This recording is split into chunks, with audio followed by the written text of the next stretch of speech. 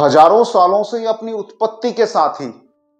सूर्य इसी तरह से ट्रांजिशन कर रहा है, एक साइक्लिक पैटर्न के अंदर वो अपनी राशियों को चेंज करता है। ठीक उसी तरह से रोज उदय होता है, अस्त होता है, ना मकर संक्रांति पे वो बदलता है ना कर्क पे वो बदलता है। फिर भी सनातन प्रज्ञा ने उसके अंदर विभिन्न स्थानों पे सूर्य के साइक्लिक पैटर्न के अंदर विभिन्न स्थानों पर ऐसे कुछ डिनोट किए हैं, कुछ पॉइंट डिनोट किए हैं जिनके अंदर आपको उत्सव बनाने का आग्रह है। ऐसा क्यों है? क्यों मकर संक्रांति क्या सिर्फ इसलिए आ रही है कि आपको स्नान पूजन और दान करना, या प्रकृति आपके साथ कोई चेतनामय संदेश लेकर आती है? देखिए, ये जो सनातन प्रज्ञा है या अपने शास्त्र हैं, वो आपको सिर्फ इतना बताने लगते हैं कि आपने जो अपना एक पैटर्न फिक्स कर लिया है इस दिन और रात के साथ, ये जो आपने अपना एक जीवन का रूटीन फिक्स कर लिया है इस दिन और रात के साथ, ये जो आपने अपना एक जीवन का रूटीन फिक्स कर लिया है, इसको बदलने के लिए जगह जगह पे चंद्रमा की साइकिल और सूर्य की साइकिल में इस धर्म विशेष ने विशेष पॉइंट बना दी कि यहां पर आप थोड़ा चेतो, देखो आपके आसपास की प्रकृति बदलने वाली है, देखो कुछ नया होने वाला है।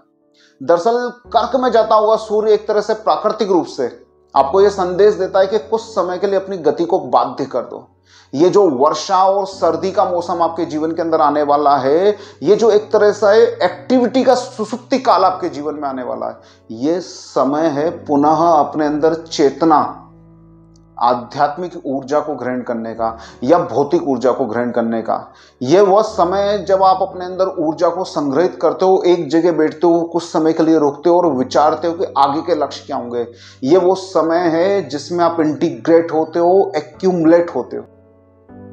फिर ये मकर में जाता हुआ सूर्य फिर से ही एक उत्सव काल जो आपको पुनः झकझोरने आता है कि जो आपने साधना की शक्ति इकट्ठी की है, चाहे वो आपने अच्छा खान पान के द्वारा अपने शरीर के अंदर भौतिक ऊर्जा भरी हो, चाहे आपने आध्यात्मिक ऊर्जा भरी हो,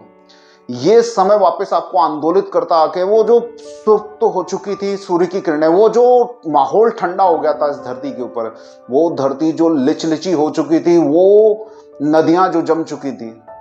जो एक माहौल के अंदर उजाला होने के बाद भी अंधकार था, उसको अब सूर्य की प्रदीप किरणें पुनः साफ करती हैं। प्रकृति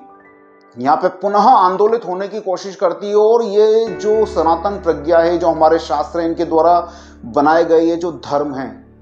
ये जो अनुष्ठान हैं, ये आपको पुनः झकझोर के जागृत करते हैं कि जागो, कि ये जो समय आया है, ये समय पुनः उस ऊर्जा को संसार में यूज करने का है। पुनः अब आप अपने घरों से बाहर निकलो, अपने एनवायरनमेंट से बाहर निकलो और कोई नया संकल्प लो। जो ऊर्जा आपने इकट्ठी की है उसके अनुरूप अपने जीवन के अंदर कोई नया संकल्प इस मकर में प्रवेश होते हुए सूर्य के साथ धारण करो, जिसको आपको इस संसार में अगले कुछ समय के अंदर पूर्ण करना है। ये चेतनामय, पुनः चेतनामय होने का समय है। ये सिर्फ आपके स्नान पूजन दान के लिए नहीं है। वो करके पुनः अपने रूटीन जिंदगी में चले जाओगे तो इसका जो वास्तविक उद्देश्य है शायद वो पूरा नहीं होगा। निश्चित रूप से आप अपने धार्मिक अनुष्ठान कीजिए, पूजन स्नान दान कीजिए, लेकिन इसके पीछे छिपे हुए गूढ़ संदेश को अगर आप ग्रहण करेंगे तो सच में यह मकर का सूर्य जिस तरह से भी प्रदीप्त होकर आपके ऊपर अपनी ऊर्जा डालने वाला है, उसी तरह से आप भी प्रदीप्त होकर सच में कुछ कर पाएंगे। तो be conscious and enjoy this Makar Sankranti. नमस्कार।